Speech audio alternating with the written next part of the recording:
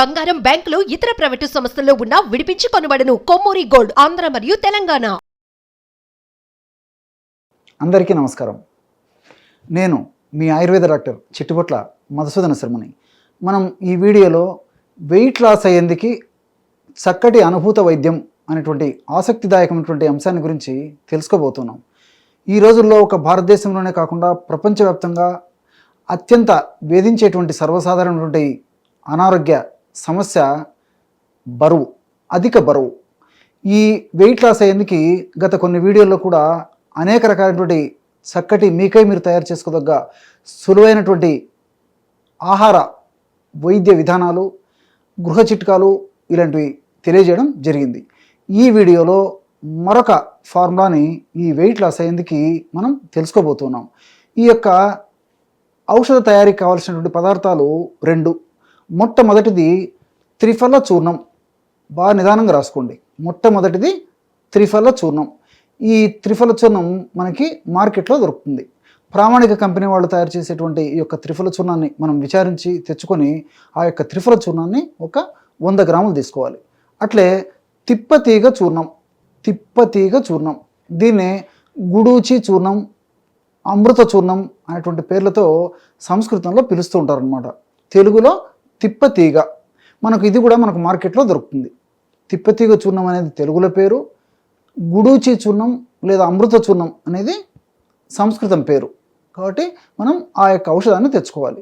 ఆ యొక్క చూర్ణం కూడా ఇంతకుముందే చెప్పినట్లు మంచి కంపెనీ వాళ్ళు తయారు చేసేటువంటి చూర్ణం తెచ్చుకొని ఒక 50 గ్రాములు తీసుకోవాలి. ఈ రెండు పదార్థాలే, త్రిఫల చూర్ణం 100 గ్రాములు, అదేవిధంగా తిప్పతీగ చూర్ణం 50 గ్రాములు. ఈ రెండు పదార్థాలను బాగా కలపడం వల్ల 150 గ్రాముల ఔషధం రెడీ అయిపోతుంది. ఈ యొక్క పదార్థాన్ని బాగా కలిపేసి ఒక గాజు సీసాలో నిల్వ ఉంచుకొని రోజు ఉదయం ఆహారానికి ఒక అరగంట ముందు, రాత్రి ఆహారానికి ఒక అరగంట ముందు, పూటకి 1/2 టీ స్పూన్ అంటే 2.5 గ్రాము, ఉదయం పూట 2.5 గ్రాము, రాత్రి పూట కూడా 2.5 గ్రాము ఆ చూర్ణాన్ని తీసుకొని తగినంత స్వచ్ఛమైనటువంటి తేనెతో కలిపేసి తీసుకోవాలన్నమాట. చప్పరించేసేసి మింగేసేయాలి. లేదా ఒక 100 మిల్లీలీటర్ల గోరువెచ్చని నీళ్ళల్లో కలిపి కూడా తీసుకోవచ్చు.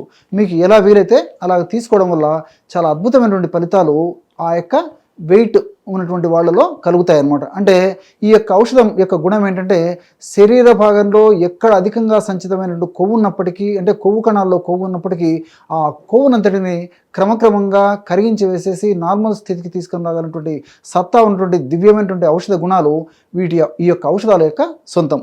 ఆధునికంగా మనం ఆలోచించినప్పటికీ ఈ యొక్క త్రిఫల చూర్ణంలో చెబురిక్ యాసిడ్, గ్యాలిక్ యాసిడ్, కొర్సటిన్, ఇలా సాపోనిన్స్, ఇలా అనేక రకాలైనటువంటి ఈ యొక్క రసాయన పదార్థాలు ఉన్నాయి. అంతేకాకుండా ఈ యొక్క త్రిఫల చూర్ణము బెస్ట్ యాంటీ ఆక్సిడెంట్గా కూడా పనిచేస్తుంది.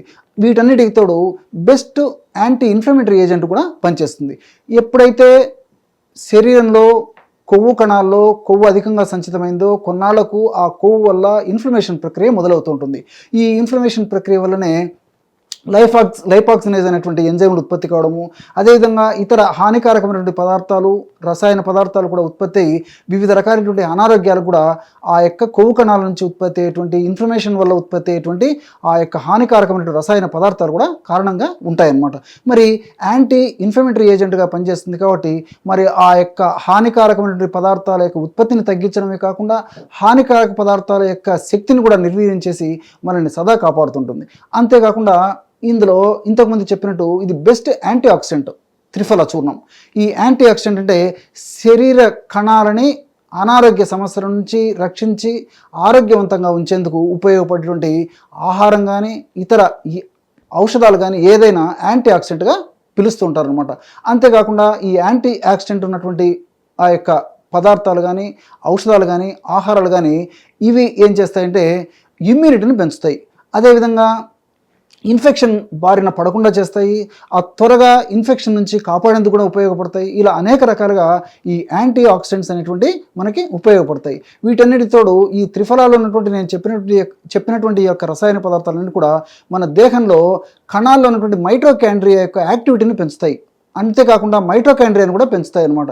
ఎప్పుడైతే మైటోకాండ్రియాను పెంచి మైటోకాండ్రియా యాక్టివిటీని పెంచుతాయో అప్పుడు ఈ మైటోకాండ్రియా యొక్క గుణం ఏంటంటే శరీరంలో శక్తిని ఉత్పత్తి చేయడమే కాకుండా ఈ ఫ్యాట్ బర్నింగ్కి చాలా ఉపయోగపడుతుంది అనమాట. అంటే ఫ్యాట్ మెటబాలిజం బాగా జరిగేసేసి ఫ్యాట్ బర్న్ బాగా జరిగేందుకు ఈ యొక్క త్రిఫలా చూర్ణం ఉన్నటువంటి ఈ యొక్క రసాయన పదార్థాలు మైటోకాండ్రియాని పెంచడం వల్ల మైటోకాండ్రియా యొక్క శక్తిని పెంచడం వల్ల మనకు కలుగుతుంది. అదేవిధంగా తిప్పతీగ గురించి మనం ఆలోచించినట్లయితే తిప్పతీగలో అరబినోగెలాక్టాన్స్, ఐసోక్వినోలోన్స్ అనేటువంటి రసాయన పదార్థాలు ప్రధానంగా ఉన్నట్లు పరిశోధనల ద్వారా కూడా నిరూపితమైంది.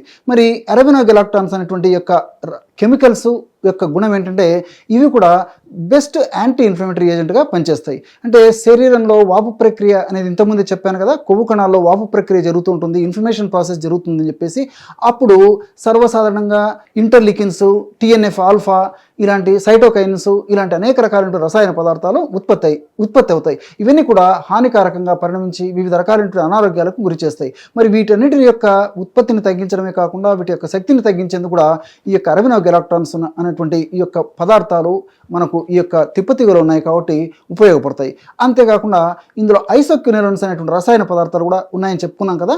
మరి సర్వసాధారణంగా ఈ యొక్క వెయిట్ ఉన్నటువంటి వాళ్ళల్లో ఇన్సులిన్ రెసిస్టెన్స్ వచ్చేస్తుంది. అంటే వాళ్ళకు బాగా ఇన్సులిన్ ఉత్పత్తి అవుతుంది, కానీ మరి ఆ ఉత్పత్తి అయినప్పటికీ అది సరిగా పనిచేయకపోయేటువంటి పరిస్థితి కూడా ఏర్పడుతూ ఉంటుంది. కొంతమందిలో ఉత్పత్తి కూడా తగ్గిపోయేటువంటి పరిస్థితి ఏర్పడుతుంది. కాబట్టి మరి ఈ ఐసోక్వినోలోన్స్ అనేటువంటి యొక్క రసాయన పదార్థాలు తిప్పతీగ ఉండడం వల్ల, అలాంటి తిప్పతీగను మనం వాడుకోవడం వల్ల ఈ ఐసోక్వినోలోన్స్ అనేటువంటి యొక్క రసాయన పదార్థాలు దేహంలో ప్యాంక్రియాస్ భాగంలో ఐలెట్స్ ఆఫ్ లాంగ్రిహెన్స్ అనేటువంటి యొక్క కణాలని చైతన్యపరిచేసి ఆ కణాల నుంచి చక్కగా ఇన్సులిన్ ఉత్పత్తి చేసేందుకు సహకరించేదే కాకుండా ఈ యొక్క ఉత్పత్తి అయినటువంటి ఇన్సులిన్ కూడా సక్రమంగా పనిచేసేందుకు కూడా ఈ ఐసోక్వినోలోన్ అనేటువంటి రసాయన పదార్థాలు ప్రత్యక్షంగా పరోక్షంగా ఉపయోగపడతాయి. మనం చాలామందిని గమనించి ఉంటాం, వెయిట్ ఉన్నటువంటి వాళ్ళలో క్రమక్రమంగా ఈ షుగర్ ఇలాంటివి కూడా వచ్చేటువంటి అవకాశం ఉంటుంది. కాబట్టి మరి ఈ యొక్క ఔషధం కేవలం వెయిట్ తగ్గేందుకే కాకుండా పరోక్షంగా కూడా అనేక రకాలైనటువంటి సైడ్ బెనిఫిట్స్ కూడా ఉన్నాయి. కాబట్టి మరి వెయిట్ ఉన్నటువంటి వాళ్ళు ఈ యొక్క ఔషధాన్ని ఈ పద్ధతిలో వాడుకోవడం వల్ల క్షేమదాయకంగా అన్ని సైడ్ బెనిఫిట్స్తోనే వాళ్ళకి ఉపయోగం ఉంటుంది. దీర్ఘకాలం పాటు వాడినప్పటికీ ఎలాంటి ఇబ్బంది ఉండదు. అంతేకాకుండా ఈ యొక్క ఔషధాన్ని కూడా నేను చెప్పినటువంటి పద్ధతిలో తయారు చేసుకోవడం వల్ల మనకు ఒక నెలకు సరిపోతుంది. నెల తర్వాత మరలా ఫ్రెష్గా తయారు చేసుకొని మరలా వాడుకుంటూ ఉండాలి. ఈ విధంగా వాడుకోవడం వల్ల చాలా సమర్థవంతమైనటువంటి ఫలితాలు వితౌట్ సైడ్ ఎఫెక్ట్స్ అన్ని సైడ్ బెనిఫిట్స్తోనే కలిగేటువంటి అవకాశం ఉంటుందన్నమాట. నేను గత కొన్ని వీడియోల్లో కూడా చెప్పడం జరిగింది. మరి ఈ యొక్క వెయిట్ లాస్ అయ్యేందుకు సర్వసాధారణంగా చేసేటువంటి చిన్న చిన్న వ్యాయామాలు, అదేవిధంగా ఆహార పదార్థాల్లో కూడా మార్పులు ఇవి చేసుకుంటూ ఈ యొక్క ఔషధాన్ని వాడుకోవడం వల్ల ఫలితాలు మరింత శీఘ్రంగా, సమర్థవంతంగా, శక్తివంతంగా ఉండేందుకు అవకాశం ఏర్పడుతుంది. చూశారు కదా ఎటువంటి సులువైనటువంటి ఔషధ యోగాన్ని వెయిట్ లాస్ అయ్యేందుకు మీరు ఈ వీడియోలో తెలుసుకున్నారో. మరొక వీడియోలో మరొక అంశంతో మళ్ళీ కలుద్దాం. అంతవరకు నమస్కారం. మీ చిట్టిపొట్ల.